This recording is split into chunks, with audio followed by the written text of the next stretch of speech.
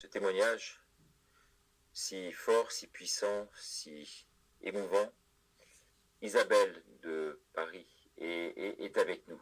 Isabelle, elle, bonsoir. Et bonsoir Isabelle. Tu as créé toi un collectif avec de très très nombreuses infirmières notamment qui font partie de ce collectif. Tu recueilles un certain nombre de témoignages aussi, de situations désespérantes et désespérées. Est-ce que tu peux nous en parler un peu? Oui, alors déjà, on n'est pas que des soignants. Nous, le collectif accueille tout le monde, donc c'est scindé en plusieurs catégories. Je voulais juste redire par rapport au recensement tout à l'heure des effets secondaires, le groupe sur Facebook, c'est recensement effets indésirables vaccin Covid. Ce que je conseille d'ailleurs aux gens, c'est de marquer leur témoignage sur ce site, d'envoyer en même temps les effets secondaires sur l'Agence nationale de sécurité du médicament, ils ne pourront pas dire qu'ils ne les ont pas eus, et de les publier sur tous les réseaux sociaux pour être sûr que les témoignages restent. Voilà. Alors, concernant tout ce qui est au niveau des témoignages, effectivement, on a énormément de témoignages, c'est une catastrophe, mais une catastrophe qui était annoncée et qui continue. Donc, premier vaccin, beaucoup d'effets secondaires. Deuxième vaccin, catastrophique. Et là, le troisième qui commence. Là, on a des surprises, c'est des décès. Donc, je pense qu'il faut arrêter cette mascarade sérieusement. Pour revenir juste pour cet après-midi, par exemple, nous sommes allés à la manifestation. On s'est fait confisquer notre drapeau blanc. Donc, ce qui est déjà un petit peu bizarre. On ferait vraiment en sorte de vraiment fermer notre bouche et de nous museler. Donc, souvent, on a des petites alertes qui nous font savoir que nous ne sommes pas les bienvenus de dénoncer tout le système. Donc, c'est un petit peu compliqué. Nous avons eu un petit rapport qui a été remis, qui devait rester interne d'un laboratoire. C'était très bien monté et c'est depuis 2015 où tout a été bien ficelé définitivement. Pfizer avait un petit laboratoire tenu secret où ils ont fait des expériences sur un virus tenu secret. Et il faut savoir qu'au niveau apparemment juridique, ils ont tellement bien ficelé la chose que les États sont responsables s'il arrive quoi que ce soit. Ils n'ont aucune responsabilité, aucun effet secondaire ou mortel ne leur portera préjudice. Ils se sont arrangés pour que les États puissent financer, commander des vaccins, et même s'il y a des effets secondaires, sont obligés de payer. Ils se sont tellement bien protégés qu'en fait, nos États sont tellement complices, et nous devons remercier entre autres un monsieur qui a été financier dans une grande banque et qui a permis ce financement des laboratoires et toute leur restructuration. Donc, ils sont tous impliqués les uns les autres. Donc, Pfizer, avec un vaccin, va avoir des conséquences et les autres laboratoires, pour ne pas dire qu'ils sont de mèche, vont avoir le droit de vendre leurs médicaments. En fait, ils ont fait une rentabilité mutuelle. C'est-à-dire que, comme une voiture, vous avez une base commune pour pouvoir avoir des frais moindres et après, vous avez votre propre marque. C'est ce qu'ils ont fait. Et ce qui est très intéressant dans l'histoire, c'est qu'ils ont fait des études pour savoir qu'est-ce qui était le plus rentable, tout ce qui était au niveau cancéro, diabéto, anticoagulant et évidemment douleur. Sachant que les traitements de douleur n'étaient faits que dans les pharmacies de ville, les gens allaient directement faire l'automédication. Donc, quand on voit les effets secondaires qui sont donnés par Pfizer, on constate des recrudescences de cancer au bout d'un mois, quand les gens avaient été en rémission ou guéris. On voit que dès la première injection, il y a des gens qui ont des ganglions qui apparaissent cancéreux. Sur le terrain, on a des gens qui ont du diabète. Le diabète devient instable. Les gens ont fait des embolies pulmonaires. Des gens qui avaient des polyarthrites qui étaient très bien stabilisés. C'est devenu une catastrophe avec de douleurs qu'ils ne peuvent plus gérer, qu'ils ne peuvent plus marcher. Les gens ne sont pas au courant des premiers signes, en plus au niveau de tout ce qui va être des signes de thrombose, d'endocardite, etc. Donc il y a énormément de complications. Et chez les jeunes, c'est encore pire. Là, c'est catastrophique. Quand on entend parler... il paraît que la mortalité chez les jeunes est en hausse terrible. Tu confirmes? Oui, les témoignages que l'on a le montrent.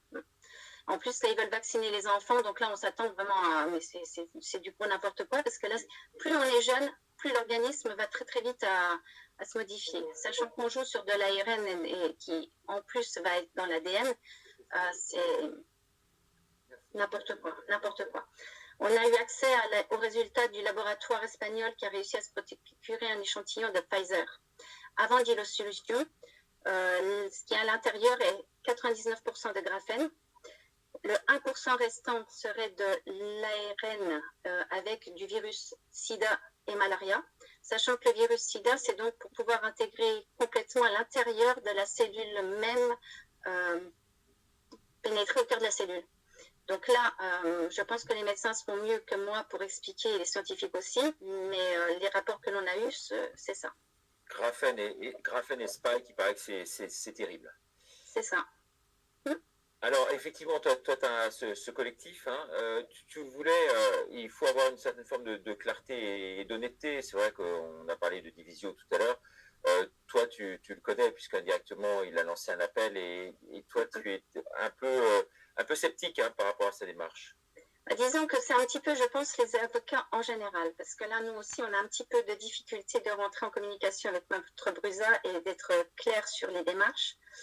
Je pense que c'est pas facile pour eux de pouvoir tout mettre en œuvre compte tenu de la masse qui arrive de demandes.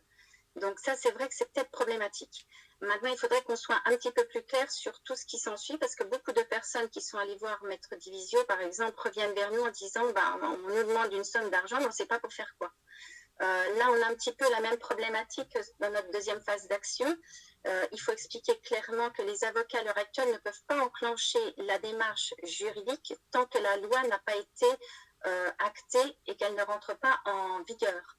Donc à partir de là, tout va se mettre en branle et ils ne peuvent pas non plus donner les modes d'action puisque pour l'instant, quand on a discuté avec les avocats, ils expliquent clairement que l'État, toutes les heures, changeait des choses dans la loi pour vraiment noyer le poisson et puis un petit peu les désorienter. Donc ils ne veulent pas être pris à contre-pied et donc gardent un petit peu secret leur démarche dans l'immédiat. Mais ils ont un plan d'action qui est déjà concret. Ils ont déjà bien étudié leur dossier. Et donc, voilà. Voilà, donc tu as l'impression que ce collectif, hein, tu le disais il y a quelques jours par téléphone, ce collectif est en train de grossir de façon vertigineuse. Hein. Tu as des appels, tu es absolument débordé, tu as un mérite fou de te lancer dans ce type d'opération. Et tu sens donc que ça gonfle et que ça s'amplifie et que la colère monte vraiment dans les hôpitaux aujourd'hui. On a vu l'hôpital de Montélimar qui est en grève, on a vu l'hôpital de Lyon qui a pris également cette tournure-là. Toi, quelle est la température, ce qui est le baromètre, le thermomètre, je dirais, du intermédical dans les hôpitaux aujourd'hui de France? C'est un petit peu, tout dépend des endroits. Là, par exemple, au niveau des hôpitaux de Nancy, c'était clairement, il y a une missive intérieure qui dit que tous les personnels, alors, les patients doivent être avec leur passe sanitaire en règle ou un test PCR négatif. Mais même au niveau des blocs opératoires, les praticiens qui ne seront pas à jour au niveau de leur vaccination n'auront plus accès au bloc opératoire. Donc ça, il y a quelques hôpitaux qui sont de cet ordre-là. Il y en a d'autres, par contre, qui sont complètement en opposition. Et là, il y a maintenant de plus en plus d'établissements qui commencent à se mettre en grève et en grève générale. Et si ce n'est pas dit ouvertement, les services ou les urgences ne reçoivent plus vraiment les gens qui n'ont pas d'urgence sévère. Ils les renvoient chez eux au bout de quelques heures.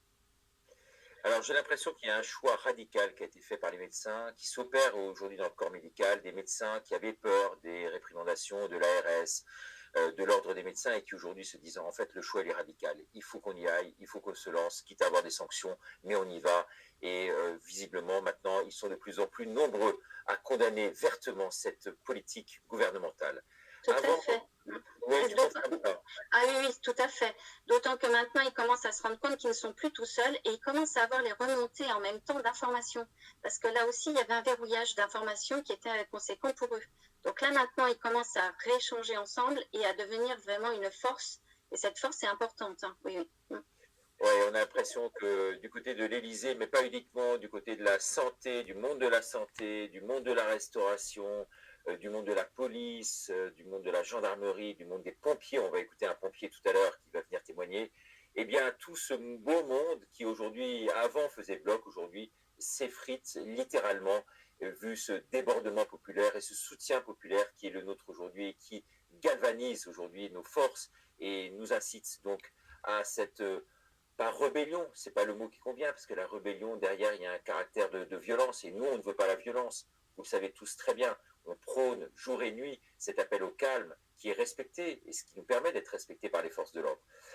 Avant d'avoir d'autres invités, on marque cette petite page intermédiaire, je dirais, pour régler certains petits soucis techniques, mais pas dramatiques, avec Johan.